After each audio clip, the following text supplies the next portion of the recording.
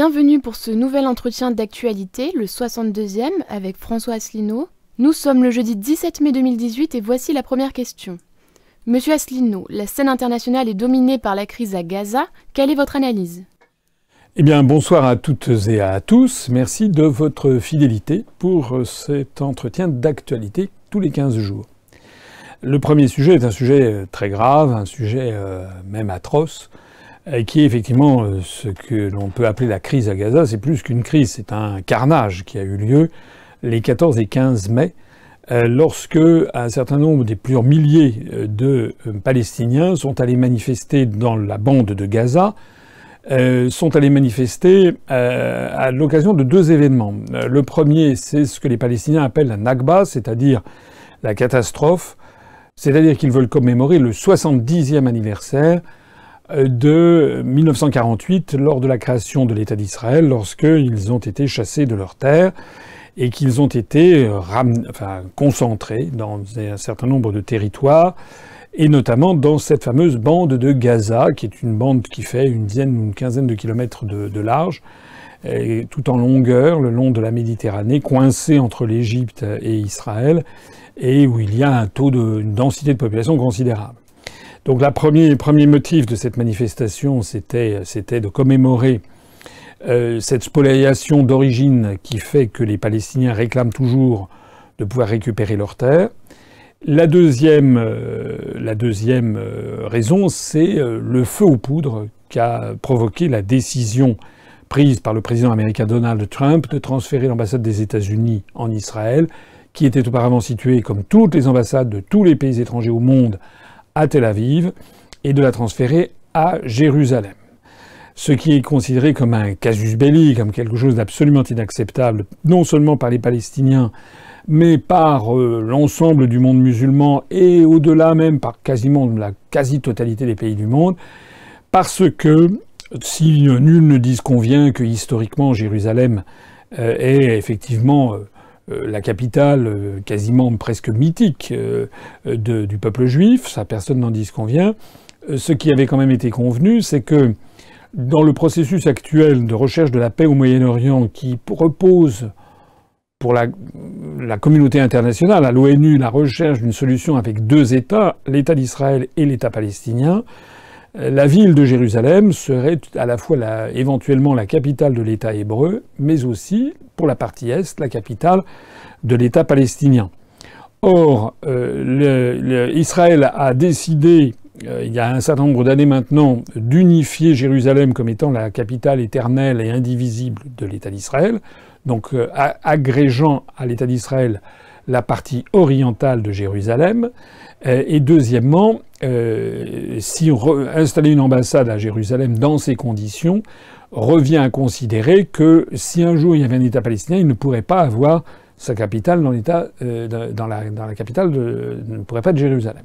C'est la raison pour laquelle aucune ambassade, aucun pays au monde ne se trouve à Jérusalem. La décision prise par Donald Trump a été une première, suivie quelques jours après par la décision du Guatemala, du petit pays d'Amérique centrale, de faire pareil. Donc il y a deux ambassades maintenant qui viennent de se transférer de Tel Aviv à Jérusalem. Alors, les deux événements, Nakba d'une part, commémoration de la spoliation des terres, et le jour même où était ouverte l'ambassade des États-Unis à Jérusalem, il y a eu donc des manifestations qui ont eu lieu, 14 et 15 mai 2018, et qui se sont soldées par un bain de sang, puisqu'on a déploré, alors les décomptes sont un petit peu variables à une ou deux unités près, mais on a déploré 61 morts côté palestinien, c'est-à-dire pour la quasi-totalité d'entre eux, qui ont été blessés par des tirs à balles réelles tirés par des soldats de l'armée israélienne,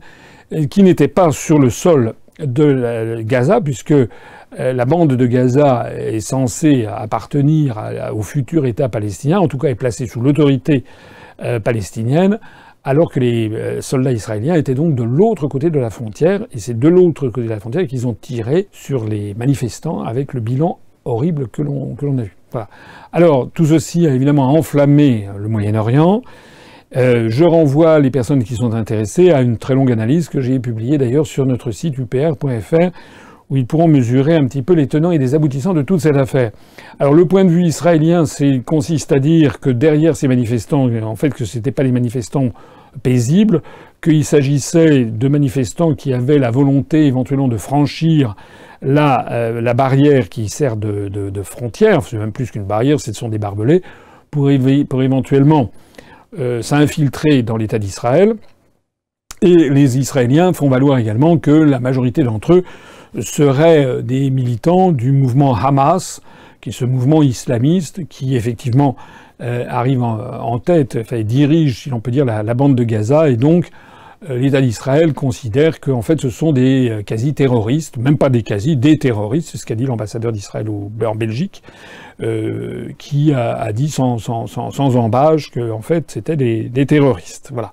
Alors ça c'est la version israélienne. La version palestinienne, c'est que on a affaire à des manifestants qui sont à main nue, qui ont éventuellement des fronts, on voit des projectiles, mais c'est tout ce qu'ils ont. Et qui sont confrontés à une des armées les plus puissantes du monde, qui est l'armée israélienne, qui est très largement, comment dirais-je, équipée par des armes de fabrication américaine. Alors, là-dedans, force est de constater quoi? Force est de constater la gravité du bilan, 61 morts, dont d'ailleurs beaucoup de jeunes, la grande majorité ayant moins de 30 ans, même moins de 25 ans, une proportion non négligeable également ayant moins de 20 ans, parfois même moins de 16 ans. Il y a même eu le plus jeune des victimes. La plus jeune des victimes, c'était un petit bébé, une petite fille de 8 mois qui est morte en respirant des gaz lacrymogènes qui ont été tirés par des salves entières. Alors que du côté israélien, on a déploré simplement 1 ou 2 soldats, je crois, blessés. Donc la disproportion des forces est totalement considérable et l'émotion mondiale a quand même atteint des sommets parce que cela plaise ou pas aux partisans de l'État d'Israël, il est un fait qu'on a le sentiment de voir des manifestants désarmés qui sont cantonnés dans des conditions absolument inacceptables sur une langue de terre où ils sont avec un taux d'occupation humaine absolument délirant, sans aucun espoir en réalité. Donc c'est une espèce de foyer de purulence, comment dirais-je, de désespoir, de rumination, etc. C'est quelque chose qui ne peut générer, bien entendu, qui ne peut engendrer que de la haine et de la violence. Et donc la disproportion des bilans est terrible. Alors, face à ça, qu'est-ce qu'on peut en penser? Eh bien, moi, j'ai donc publié un long dossier qui, d'ailleurs, je crois, a été bien accueilli, en tout cas par les internautes qui l'ont consulté. Comme d'ordinaire, l'UPR essaye toujours, et j'essaye toujours, de garder en tête les grands principes fondamentaux que sont la justice, l'égalité entre tous les êtres humains, quelle que soit leur religion, quelles que soient leurs origines ethniques, l'application du droit, et notamment du droit international. Voilà, c'est ça qui doit nous guider. En droit international, il y a un État qui s'appelle l'État d'Israël, qui fait partie de l'Organisation des Nations Unies. J'ai déjà eu maintes fois l'occasion de le dire. Je le redis si nécessaire. L'UPR, appliquant le droit international, considère que l'État d'Israël est un État de la vie internationale. Et donc l'UPR n'a jamais nié l'existence de l'État d'Israël. Voilà. Donc ceux qui sont pour la destruction de l'État d'Israël, c'est pas l'UPR qui peuvent trouver ça. Je ne sais pas d'ailleurs dans quel parti politique ils le trouveraient en France. Aucun parti politique, je crois, ne le propose.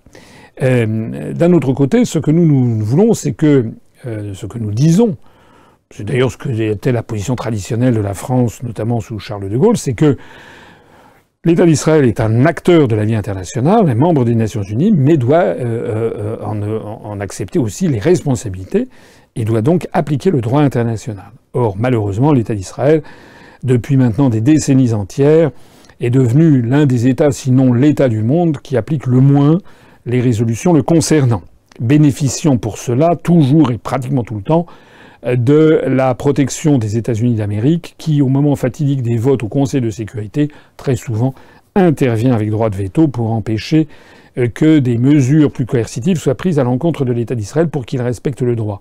Néanmoins, il y a quand même des résolutions qui ont été adoptées au Conseil de sécurité, la plus célèbre d'entre elles étant la résolution 242 de juin 1968, qui prévoit que l'État d'Israël doit se retirer des territoires occupés. C'est dans la version française. En version anglaise, c'est « From Occupied Territories ». ce qui laisse une marge de manœuvre et d'interprétation qui a été mûrement médité à l'époque. Le texte français est beaucoup plus précis que le texte anglais. Et donc tout ceci est à l'origine de palabres infinies pour savoir si l'État d'Israël doit restituer tous les territoires occupés pendant la guerre des 6 jours, notamment la Cisjordanie, la bande de Gaza, ou bien seulement certains de ces territoires. Alors, il n'y a pas que cette résolution, il y a la 338, il y en a des quantités d'autres. Force est de constater que ces résolutions n'ont pas été suivies des faits. La partie israélienne fait valoir que les partis politiques qui agitent les territoires occupés, certains d'entre eux veulent la destruction pure et simple de l'État d'Israël et que c'est un devoir vital pour les Israéliens de se défendre contre cela. On est face à un conflit qui dure maintenant depuis 70 ans, depuis 1948, et qui est parti, on n'en voit pas la fin. Est-ce qu'on verra un jour la fin de ce conflit? Pour voir la fin de ce conflit, il faudrait appliquer le droit. C'est ce à quoi nous essayons de nous appliquer. Appliquer le droit, actuellement, la communauté internationale au sens très large du terme, c'est-à-dire tous les États du monde conviennent en grande majorité que la solution à rechercher, c'est une solution, notamment depuis les accords d'Oslo, avec 2 États, l'État israélien, l'État palestinien, c'est ce que je disais tout à l'heure. Il faudrait aller dans cette direction. Et nous, ce que nous proposons à l'UPR, c'est ce que nous avons d'ailleurs dit par un communiqué de presse, ce que j'ai écrit d'ailleurs dans le dossier que j'ai publié, c'est que la France devrait commencer par reconnaître diplomatiquement l'État de Palestine, l'État palestinien. L'État palestinien, la souveraineté de l'État palestinien a été proclamée par le Conseil national palestinien en 1988, de mémoire. Depuis lors, il y a 137 États dans le monde, sur les 193 que compte l'Organisation des Nations Unies, qui ont reconnu la Palestine comme un État souverain, diplomatiquement, donc ont ouvert des relations diplomatiques avec une représentation diplomatique auprès de l'État palestinien. Et ça fait donc 71% des États du monde. Et puis 29% des États du monde, c'est-à-dire 193 moins 137, eh bien, donc ça fait à peu près 56 États dans le monde, essentiellement les pays de l'OCDE, c'est-à-dire les États-Unis d'Amérique, les pays, le Canada et un certain nombre de pays d'Europe de l'Ouest, plus le Japon et la Corée, plus un certain nombre d'affidés des États-Unis. Eux n'ont pas encore reconnu l'État palestinien. Alors, moi, je ne vois pas pourquoi il en est ainsi. Dans la mesure où la politique officielle de la France consiste à œuvrer en faveur de 2 États, je ne comprends pas que l'on puisse encore, maintenant ça fait donc depuis 30 ans que cet État palestinien a proclamé son indépendance et sa souveraineté. Je ne comprends pas que la France continue à entretenir une relation diplomatique avec l'État d'Israël et refuse d'en avoir avec l'État palestinien.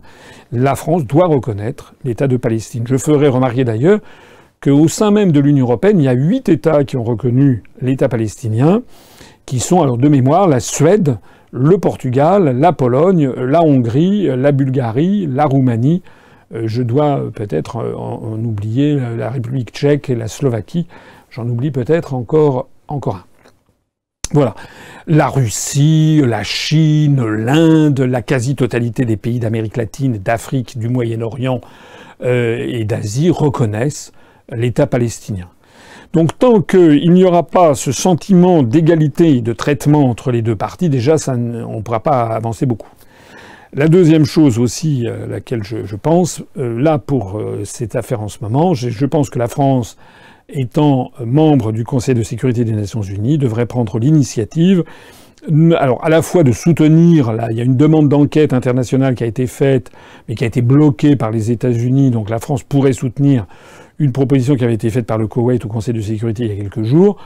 Enfin bon, les commissions des surveillances, tout ça, on sait que ça mène jamais à grand-chose. En revanche, la France pourrait, je pense, demander que l'Organisation des Nations Unies, le Conseil de sécurité, décide de l'envoi de casques bleus, donc des forces des Nations Unies, pour servir de tampon à la frontière entre Israël et Gaza. Alors certains, il y a des gens qui m'ont dit oui, mais en fait c'est pas des frontières unanimement reconnues, bien sûr, mais les casques bleus ne sont pas forcément placés là où il y a des frontières juridiquement reconnues.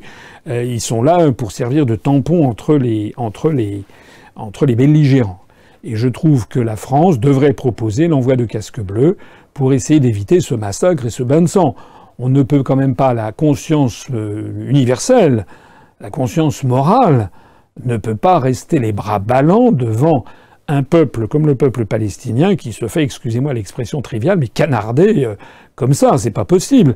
Même si parmi ceux-là, il y a des gens qui appartiennent au mouvement Hamas, c'est pas le fait d'appartenir au mouvement Hamas ne vaut pas condamnation de mort dans le droit israélien, ni dans le droit international. Il faut quand même pas exagérer. C'est un scandale que d'agir de cette façon. J'ajoute en plus que s'il s'agit de maintenir des manifestations à l'écart, on a quand même d'autres moyens, heureusement, que de tirer à balles réelles.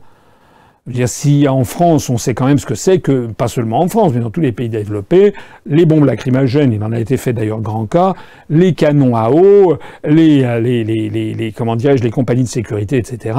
Il y a quand même des quantités, les flashballs pour neutraliser les gens sans les tuer. Tuer les gens, c'est vraiment l'ultima ratio. Ça n'est pas possible, tout simplement. Nous avions d'ailleurs protesté, l'UPR avait été le seul parti politique, lors de la dernière guerre de Gaza où il y avait eu des centaines et même plusieurs milliers de morts. Nous avions été d'ailleurs le seul parti politique à protester, à demander l'adoption de sanctions. Ce qui est choquant dans toute cette affaire, enfin tout est choquant dans cette affaire, mais ce qui est encore plus choquant, c'est qu'elle révèle d'une façon cruelle, limpide, sans aucun cosmétique, sans aucun maquillage, elle révèle le scandaleux deux poids deux mesures que tiennent les pays occidentaux en général et la France en particulier face au Moyen-Orient. Ça n'est pas normal, je l'ai expliqué dans le dossier que nous avons publié, ça n'est pas normal que lorsqu'il y a une attaque chimique présumée à Douma dans la Ghouta, je dis bien présumée, qui aurait fait entre 40 et 100 morts, dont on n'a absolument pas l'identité des personnes qui sont mortes. On ne les a pas vues, il n'y a pas d'identité. Il y a même pire, c'est qu'il y a des rumeurs, c'est même plus que des rumeurs, des vidéos qui circulent, qui ont été diffusées par les Russes, qui montrent que tel garçon qui avait été exhibé par les casques blancs comme ayant été victime d'une attaque chimique, en fait, lui et son père, et c'est bien le même petit garçon qui a 12 ans, je crois, ensuite, devant la télévision, dit en fait tout ça, c'était une action complètement montée. Il y a donc un soupçon sur cette affaire de la Douma qui est arrivée en avril 2018 que c'était en fait ce qu'on appelle une fake news. Il paraît qu'en français on doit dire une infox. Ça a nécessité néanmoins, enfin ça a provoqué plus exactement à Washington, Londres et Paris des protestations extraordinaires. Et pire que ça, Washington, Londres et Paris sont allés envoyer des tirs de missiles sur le gouvernement syrien, violant ainsi au passage le droit international, puisque dans le droit international comme dans le droit interne des États, nul n'a le droit de se faire justice soi-même. Donc, dans un cas, on a une attaque chimique présumée dont on n'a vu aucune des victimes, on n'a pas du tout le recensement précis de l'identité des victimes. Les sources d'information sont des sources univoques venant uniquement des pays anglo-saxons. Le gouvernement de Damas a dénié toute responsabilité et a même nié que l'attaque ait eu lieu. Et néanmoins, les pays occidentaux immédiatement incriminent le régime de Damas et vont balancer des tirs de missiles. Un mois après, on a cette affaire à Gaza, où devant la presse mondiale, il y a 61 morts. On connaît l'identité très précise de 58 des 61 morts. On les a vus, malheureusement. L'armée israélienne elle-même a reconnu sa responsabilité, elle n'a pas nié que ces morts aient eu lieu, et la seule réaction de la communauté européenne, enfin de l'Union européenne et de la France, c'est d'appeler à la retenue. Non, on n'appelle pas à la retenue. Dans des circonstances comme ça, on doit fermement condamner et prendre les mesures adéquates, soit des mesures de sanctions. Après tout, il y a des sanctions qui sont prises dans des cas bien plus anodins. Et puis on doit agir aussi pour la paix en reconnaissant diplomatiquement l'État palestinien. Je dis il y a des sanctions qui sont prises dans des cas plus anodins. Je rappelle quand même qu'on est toujours en attente de précision sur la fameuse affaire Skripal, vous savez, de cet espion russe qui aurait subi une tentative d'assassinat, lui et sa fille, paraît-il, dont l'origine remonterait à Moscou. En attendant, c'était au mois de février, je crois, enfin c'était au début de cette année. Je rappelle que ni l'agent russe ni sa fille ne sont morts. Paraît-il que la fille est sortie d'affaires et lui aussi. D'ailleurs, on ne les a jamais vus depuis le début de cette affaire. La fille est sortie, elle n'a jamais été interviewée. On ne sait pas ce qu'on ne tient, cette affaire ne tient qu'aux seules informations divulguées par le Royaume-Uni. Je rappelle que sur ces témoignages inexistants, en fait, il y a quand même plus de 150 ou bien 160 diplomates russes qui ont été expulsés, et que la France a expulsé 4 diplomates russes sur la seule foi de ces informations où il n'y a pas eu de mort. Comment la France peut-elle expulser 4 diplomates russes parce qu'il y aurait eu un agent double russe qui aurait eu une tentative d'assassinat sur le gouvernement, sur le sol britannique, alors que l'affaire est tout sauf claire, et la France ne réagit pas autrement que par une petite protestation pro forma, alors qu'il y a 61 morts à Gaza, ça n'est pas tolérable, cette affaire. Donc voilà ce que je pense sur cette affaire pénible, triste, affreuse, terrible, horrible en fait.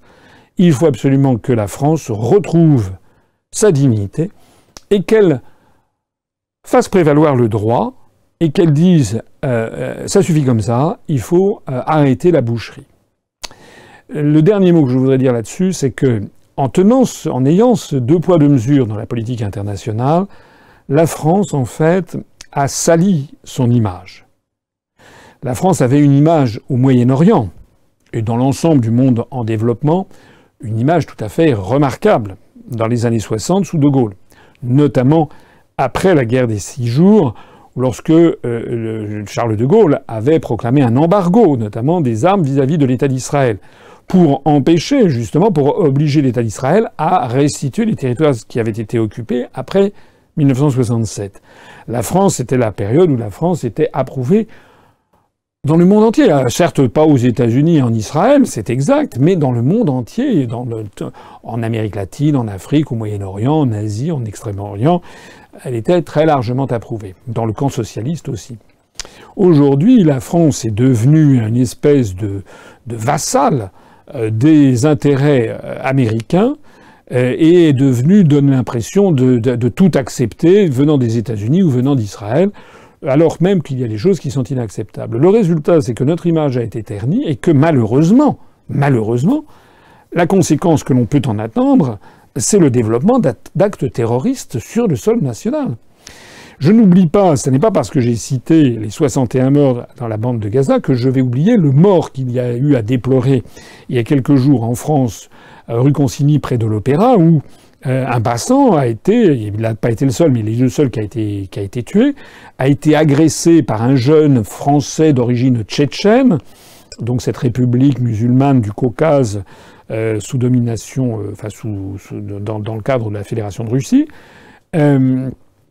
Donc il y a eu quelqu'un avec un arme blanche qui a commencé à trucider les passants. Il y en a un qui est mort. C'est évidemment horrible.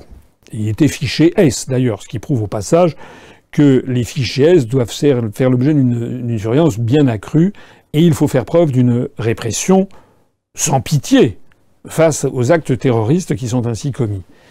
Je ne voudrais donc pas dire le contraire. Je ne voudrais pas que l'on pense que je vais trouver des justifications. Mais je voudrais faire preuve simplement de bon sens.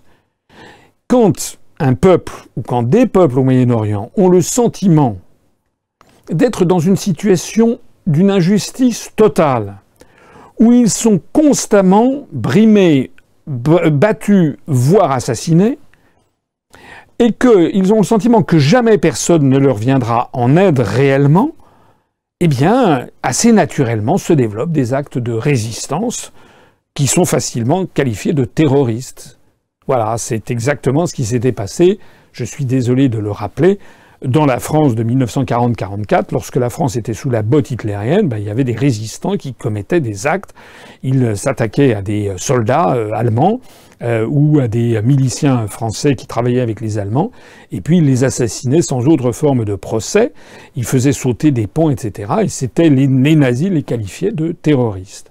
Alors, il faut évidemment lutter contre tout acte de terrorisme, parce que c'est affreux que des personnes en France qui sont totalement innocentes de quoi que ce soit, d'un seul coup se retrouvent en train de perdre la vie, ou si pas perdre la vie, être blessés, avoir des séquelles à vie pour avoir été mêlés à un attentat. Mais il faut bien comprendre que la politique suivie par Macron, comme d'ailleurs suivie par ses prédécesseurs, qui consiste à bafouer le droit international, à avoir le deux poids, deux mesures, et à donner le sentiment aux peuples, notamment aux peuples arabes du Moyen-Orient, que jamais ils n'auront accès à une justice digne de ce nom et au droit international, ça ne peut qu'encourager les actes terroristes. A fortiori, si par ailleurs la France entretient d'excellentes relations avec les dirigeants de certains États du Golfe qui financent discrètement les actions terroristes de l'État islamique qui a notamment revendiqué l'attentat de l'Opéra d'il y a quelques jours à Paris. Donc si l'on veut lutter vraiment contre le terrorisme, il faut effectivement prendre des mesures adéquates en matière, notamment sur la surveillance des fichiers S, sur la surveillance des allées et venues des jeunes qui vont dans des pays du style la Tchétchénie, l'Afghanistan, la Syrie, l'Irak, etc. Ça, c'est ce qui est fait, mais il faut prendre aussi des mesures éventuellement d'éloignement et des mesures aussi, lorsque la sanction tombe, elle doit être appliquée dans toute sa rigueur. Mais il faut aussi tenir compte de l'environnement international, et la France a intérêt, là aussi, à faire respecter le droit international, parce que lorsque la France sera redevenue le porte-parole de la liberté des peuples et des nations, eh bien je suis absolument certain que les actes terroristes redescendront à un niveau qu'ils n'auraient jamais dû dépasser. Il suffit d'ailleurs de regarder autour de nous. Je ne crois pas qu'il y ait eu beaucoup d'actes terroristes en Suisse, par exemple, qui est un pays qui ne se mêle pas de dicter à d'autres peuples la politique qu'ils doivent suivre. Beaucoup de gens disent que l'ONU ne sert à rien. Qu'en pensez-vous ? Alors, j'ai vu effectivement, ce sont des critiques qui de temps en temps me sont formulées, pas beaucoup, mais de temps en temps ça arrive, et là j'ai vu aussi ce genre de critiques, de gens qui disent oui, ben, tout ça, ça prouve que l'ONU ne sert à rien, et finalement même j'ai vu 2-3 personnes qui disent je ne comprends pas pourquoi Asselineau ou l'UPR veulent se prévaloir de l'ONU, c'était ce que De Gaulle appelait le machin, etc. Alors là, je voudrais être très clair. L'ONU, effectivement, parfois donne l'impression de ne pas avoir de pouvoir. Ça, c'est tout à fait exact. Je l'ai dit tout à l'heure, l'État d'Israël ne respecte aucune, pas aucune, mais il y a énormément de résolutions du Conseil de sécurité, ou voire de l'Assemblée générale des Nations unies, qui ne sont pas respectées par l'État d'Israël. C'est pas le seul État, d'ailleurs. Il y a d'autres États dans le monde qui n'appliquent pas un certain nombre de résolutions de l'Organisation des Nations Unies. Mais enfin, l'État d'Israël est sans doute l'un de ceux, sinon celui qui le respecte le moins. Donc tout ça est exact. Mais ce que je voudrais dire aux personnes qui disent « ça ne sert à rien, il faudrait que la France sorte de là », je voudrais qu'elles réfléchissent simplement à cette toute petite question, mais qu'est-ce qui se passerait si l'ONU n'existait pas ? C'est une question toute bête, mais je vous la pose. Si l'ONU n'existait pas, on en reviendrait à ce qu'était le monde d'avant 1914. Je vous rappelle qu'entre 1918 et les années 30, il y a eu la Société des Nations, et qui a été torpillée d'ailleurs à la fin par l'Allemagne hitlérienne. Je rappelle que l'Organisation des Nations Unies a été créée par la Charte de San Francisco en 1945. L'ONU, évidemment, fonctionne très mal. Mais d'abord, on ne peut pas dire qu'elle ne fonctionne pas. Il y a toute une série de choses où elle fonctionne. Je vous rappelle que l'ONU, avec l'ONU, vous avez l'UNESCO qui fait par exemple l'ensemble, la liste du patrimoine mondial. Je rappelle que l'ONU dépendent toutes les agences spécialisées, l'Organisation mondiale de la santé, la Cour internationale de justice qui règle les différends entre les États, l'Organisation météorologique mondiale, etc., etc. Donc, il y a toute une nébuleuse d'agences internationales qui, chacune dans leur secteur, agissent et font vivre la vie internationale entre les États.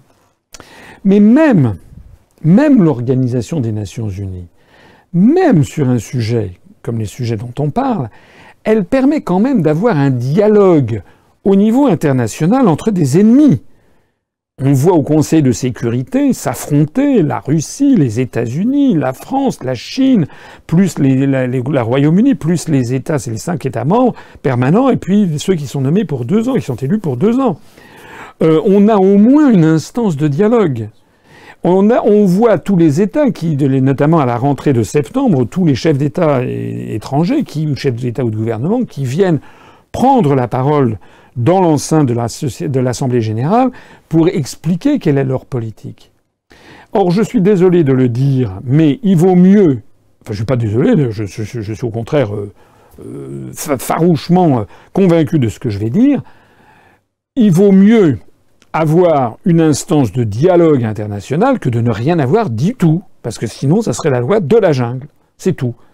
Donc, même l'État d'Israël, quand même, est quand même gêné aux entournures. Même les États-Unis. Là, il y a eu un débat qui a été réclamé justement par un certain nombre de membres des Nations Unies qui a eu lieu sur Gaza.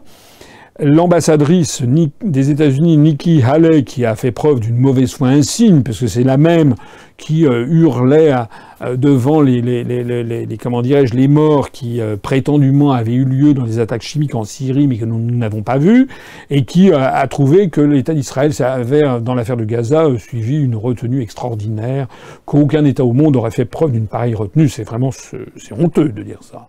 C'est une honte.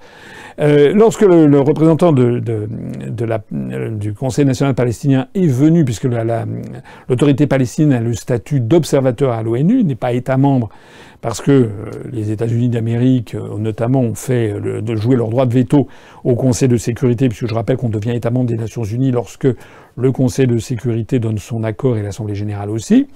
Mais l'autorité palestinienne a le statut d'observateur. Ça a permis quand même aux représentants de l'autorité palestinienne de venir exposer les faits. Alors la représentante des États-Unis, Mme Nikki Haley, l'ambassadrice, à ce moment-là a tourné les talons, s'est levée. C'est une image moche. C'est une mauvaise image. Parce que ça prouve que les États-Unis ne veulent même pas avoir le dialogue.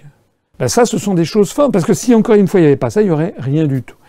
C'est la raison pour laquelle j'insiste, et je persiste et signe, la politique de l'UPR, ça n'est pas du tout de dire il faut en finir avec l'ONU, c'est de dire au contraire que l'ONU doit être sans arrêt renforcée, et sa charte fondatrice, qui date de 1945, qui est très bien faite, si vous la lisez en conscience, elle prévoit que les États n'ont pas le droit de se faire la guerre, que les États n'ont pas le droit de faire une ingérence dans les affaires intérieures des autres États, que lorsqu'il y a des conflits, à ce moment-là, ça doit passer par l'intermédiaire soit du Conseil de sécurité, soit s'il y a un conflit juridique par la Cour internationale de justice. La Déclaration des droits de l'homme prévoit également l'application, la charte de l'ONU prévoit également l'application des droits de l'homme à l'échelle internationale. En particulier, par exemple, tous les États doivent autoriser la pratique de tous les cultes religieux sur leur territoire. Il est donc tout à fait scandaleux, par exemple, que l'Arabie saoudite interdise tout autre culte que le culte de l'islam sunnite sur son propre territoire. C'est une violation des Nations Unies. Le problème qu'il y a dans la charte, c'est qu'elle doit être appliquée de bonne foi par les États, et ça n'est pas toujours le cas, c'est le moins qu'on l'on puisse dire. Elle est très souvent appliquée de mauvaise foi, notamment par les plus grands États du monde, et en ce moment tout particulièrement par les États-Unis d'Amérique. Alors évidemment, c'est difficile. Mais encore une fois, s'il n'y avait pas ça, il n'y aurait plus rien. Et à ce moment-là, ça serait vraiment la loi de la jungle, et les États-Unis d'Amérique pourraient faire absolument ce qu'ils veulent. Maintenant, ni les États-Unis d'Amérique, ni la Chine, ni l'Inde, etc., ni la Russie ne peuvent faire ce qu'ils veulent. Et je terminerai en rappelant ce que j'ai déjà dit sur l'affaire du droit international. Certains disent oui, mais le droit international, si. Nous devons voir loin. Nous devons c'est même dans l'intérêt des États-Unis d'Amérique ce que je dis, les Américains devraient voir loin. Ils devraient eux aussi respecter le droit international, le peuple israélien aussi. Parce que l'histoire est faite de rebondissements, d'évolutions. Dans 20 ans, dans 30 ans, que sera devenue la puissance de la Chine et la puissance de la Russie ? Peut-être que les États-Unis d'Amérique, qui sont en pleine dégringolade, seront-ils devenus une puissance relativement moyenne ? D'ores et déjà, la Chine est la première puissance économique mondiale, qui nous assure que dans 20 ans, peut-être que l'armée chinoise sera la première armée du monde, la plus puissante. L'armée russe, la deuxième. On ne sait pas ce qui peut arriver. Donc, on sera bien content, dans 10 ans, 20 ans ou 30 ans, de trouver le droit international pour se défendre éventuellement d'une volonté hégémonique russe ou chinoise ou indienne, comme on devrait être bien content aujourd'hui de trouver le droit international pour se prémunir de l'impérialisme américain. C'est la raison pour laquelle le droit ne doit pas on ne doit pas transiger avec le droit, on doit toujours l'appliquer. Vous savez que c'est une phrase que je dis souvent, seule la vérité dure. Eh bien, seule la justice entre les peuples et les nations est durable et permet une paix durable au niveau planétaire.